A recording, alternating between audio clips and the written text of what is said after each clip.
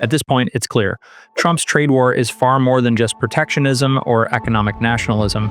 The tariffs he imposed weren't random, they were based on a detailed macroeconomic strategy designed by his top advisors to reshape global trade and rebalance the world economy.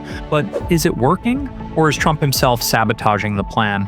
Because while the logic behind this strategy is clear, its chances of success are low, and his approach could backfire entirely. Is he following the playbook laid out by his economic team? Or is his unpredictable, chaotic execution making the entire strategy collapse? That's what we need to break down. But first, let's go back to the core problem, the dollar standard, and why the US economy has been running on a trade imbalance for decades. The US has been running on what's called the dollar standard, a system where the dollar serves as the world's reserve currency. On the surface, this gives the US a massive advantage. Every country accepts dollars, allowing Americans to import far more than they export, consume more than they produce, and sustain a high standard of living. But there's a cost. A global economy built around the dollar means that demand for the dollar is always high, keeping its value artificially strong. That sounds good, until you realize what it does to US manufacturing. A strong dollar makes US exports expensive and foreign imports cheap, fueling persistent trade deficits and long-term deindustrialization. Entire industries have been outsourced, factories have shut down, and the US has become increasingly dependent on foreign production, particularly from China. To make matters worse, China has been manipulating its currency for decades, artificially keeping it weak to maintain its export dominance. Since at least 1994, the Chinese Communist Party has suppressed the value of the yuan, ensuring that American industries can't compete on price. Combine that with foreign protectionist policies and currency manipulation by US trade partners, and you get a fundamentally unbalanced global economy. So, what's the solution? Trump's economic team had one answer: reindustrialize America and restore the competitiveness of US manufacturing. The tool of choice? Tariffs. Trump's advisors, including Stephen Miron, who was later nominated to lead the Council of Economic Advisors, outlined a phased approach to economic realignment. The first step? The logic was simple. Tariffs would make foreign imports more expensive, giving US companies a price advantage. This would incentivize companies to move manufacturing back to the US, strengthening the domestic economy. If tariffs alone weren't enough, the next step would be a major monetary realignment, a negotiated agreement to rebalance currency values globally. But here's the critical part. Tariffs were never meant to be imposed haphazardly. Miron and other economic advisors explicitly stated that tariff implementation should be gradual, well communicated, and structured to minimize market volatility and economic disruptions. Now, let's ask the key question. Is that what Trump is doing? If the plan called for measured strategic tariffs, Trump's execution has been anything but. Instead of gradual and predictable implementation, we've seen sudden tariff announcements, policy reversals, and inconsistent decision-making. One day, he's announcing massive tariffs on China, and the next, they're suspended. He threatens Mexico and Canada, then pauses the tariffs, then brings them back again. He floats a 200% tariff on European goods seemingly out of nowhere.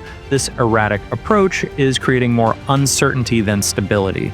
Businesses don't know whether to invest in US manufacturing or keep production overseas because there's no clear signal on what's coming next. Investors are cautious, markets are volatile, and foreign governments are retaliating. And that's the biggest issue. If the goal was to strengthen US industry, retaliatory tariffs from other countries are canceling out much of the benefit. It's a trade war that risks neutralizing itself. Here's where things get even more complicated. Tariffs were never supposed to be the final step, but subscribing to the channel could be a step forward in staying up to date with open-minded analysis. Their ultimate goal was to push for a new global monetary agreement, something that would rebalance currency values and reduce America's reliance on an overvalued dollar. Some called this the Mar-a-Lago Accord, a theoretical deal where global powers would agree to structural changes in trade and currency valuation. But here's the problem. Global cooperation is needed to make this happen.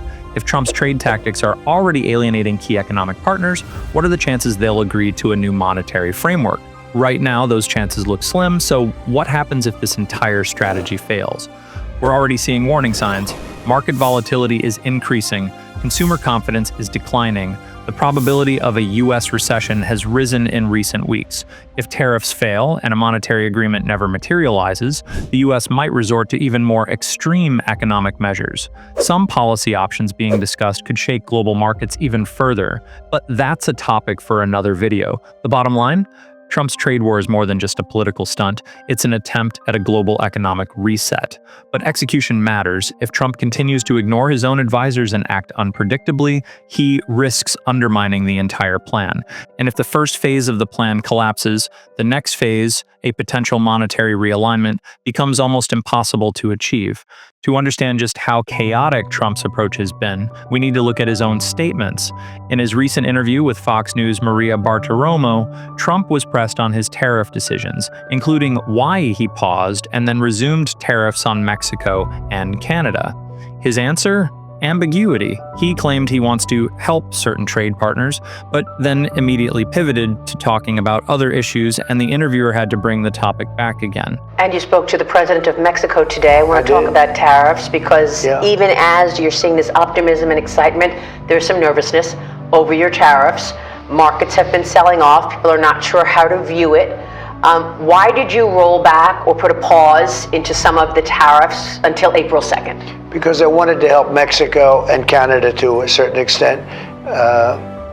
We're a big country, and they do a lot of their business with us, whereas in our case, it's much less significant. We do very little with Canada by comparison.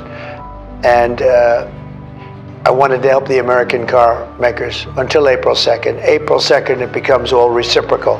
What they charge us, we charge them.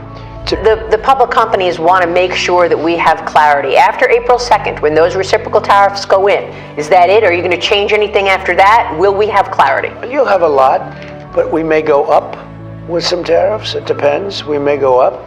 I don't think we'll go down, but we may go up.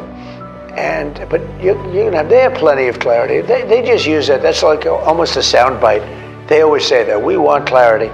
This interview, combined with official economic reports and Stephen Myron's 40-page strategy document, shows a stark contrast between what was planned and what is actually happening.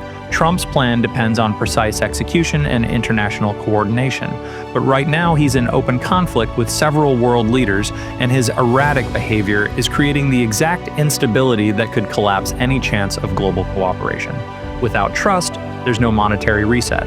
Without order, there's no reindustrialization. And if this continues, the US could end up with more volatility, more retaliation, and none of the strategic gains the plan was meant to deliver. So, is Trump's trade war a bold economic strategy or a self-inflicted disaster? That's the question. The logic behind the plan is sound, but his execution may be its biggest weakness. If you want to understand these massive shifts before they happen, make sure you're subscribed. Stay curious and stay hodling.